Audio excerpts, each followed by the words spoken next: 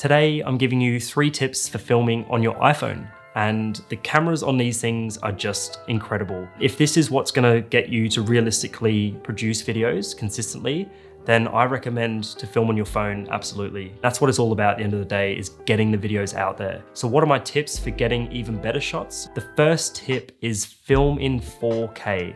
You can really tell the difference between high definition and 4K. Let me show you what a high definition shot looks like within a 4K frame. You could zoom in to one little part of a 4K shot and that would still be high definition. That's how much quality is in a 4K shot. So if your phone has the memory, if your computer can handle the editing, if you are editing, then absolutely you should film in 4K. It's gonna make a huge difference to your videos.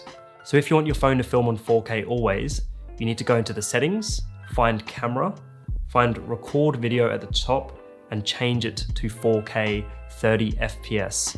If you wanted to do slow motion and slow down your footage later on, you can film at 60 FPS, but this takes up a lot of memory on your phone. Tip number 2, some of you have heard me say this before, you need to clean your camera lens. Every time you go to take a shot, give your camera lens a quick wipe. You know, sometimes your shot has that kind of like white haze over it and it's just not that crisp and the colors are a bit washed out. That's probably because you've got a big fingerprint on the lens. So every time you go to film, you give it a quick wipe. Tip number 3 is don't pinch to zoom in on a video shot that you're taking. Every time you zoom in on the phone, you are losing quality. If you want to get closer to a subject, you need to take a step closer with you and the camera. On that note, you'll see that there's a few different cameras on the back of the phone that we can switch between. And when you click that 1x button, that's actually changing from one camera to the other camera. Stick to the 1x camera because Apple invested the most technology into that camera. It's the best quality, it does the best in low light conditions. That 0.5x camera will be handy if you want a really wide shot. Finally, I have a bonus tip, and a lot of you may know that you can click to focus and expose the correct part of the shot. A lot of people don't realize you can click and hold, and what will happen is the exposure and the focus will lock in.